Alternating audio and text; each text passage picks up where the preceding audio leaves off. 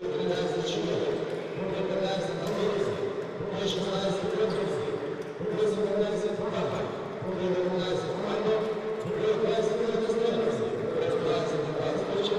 составот на екипата на Пролет, извлече Додевски од крило, откако беше Тафик одсечен, меѓутоа еве го неговиот шут погодува, го забележува својот прв погодок за изравнување на 2:2. Убаво изработена комбинација од крило Додевски, ја пополни таа условно ќе кажам, Тафик останува на позицијата десен бек, се бара сега брзината на Андоновски, неговиот преглед врз играта и убаво продолжена акцијата за крило, каде што Шилегов го постигнува својот.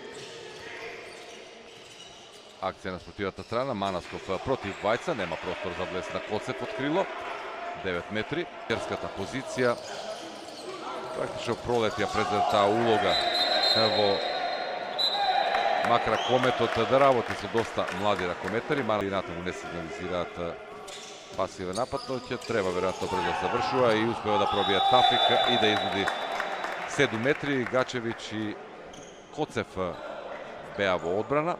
Прв удар од 7 метри и за екипата на Пролета. Палевски ќе застане на линијата. Ево го, па да, направеше Коцев од 2 минути. Андоновски, па Тафик. Стојановски. Ево го, Тафик, убава задршка, погодува. Затоа е доведен во екипата на Пролет за вакви шутеви. Втор гол за него, намалува на 8:6. Не се менува ништо. Шеф Василевски како плеймейкер. Излегува за момент Глигоров, ќе вкрсти веројатно и Палевски. Еве таа комбинација се отвора простор за фантастичен шут на Тафик и трет негов погодок. Намалува на 9:8. Василевски на централен, односно левбек, десно е Тафик. Ево токму туди жанецот. 7 метри.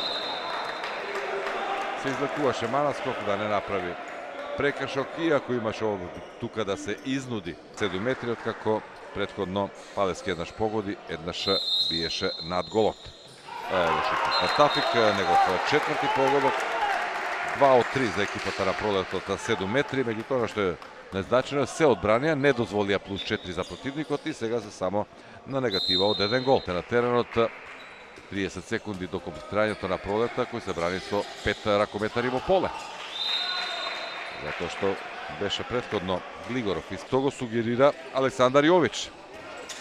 Ќе отвори тоа позиција, Ласко Андоновски, Тафик, еве таа чиста позиција и успева да заврши со погодок на Василевски.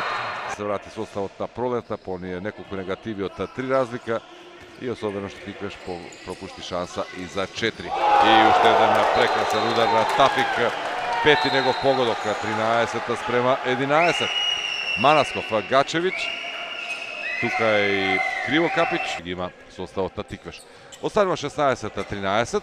Ласко Андоновски, нема да може сам, Тафик и убава комбинација, отвори многу простор за Василевски, кој од чиста позиција продолжува нападот по закана на одземање на топката поради пасивност.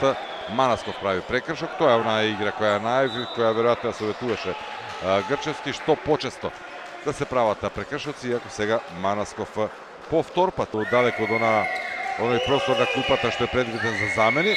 Убаво сега пресечена акцијата за момент Димковски. Со 18:13.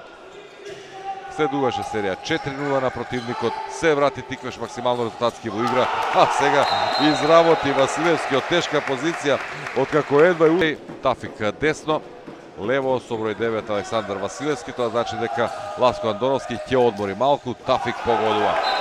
Потребни се вакви услови, ќе ги наречам лесни погодоци. 21:19, брз центар на спротивната страна. А задачата за овој пенал ќе има Тафик. Палевски имаше едно промашување, прецизен Тафик, 7 погодок, наефикасен во двата состава, на спротивната страна Обина има 6, 3 од 4 од 7 метри, Ковски и Темелковски. И да видиме, има тука прекршок, нема простор за влез, меѓутоа има ли време, 4 секунди, нема многу време. Ево го звукот на сирената и сега погодуваш.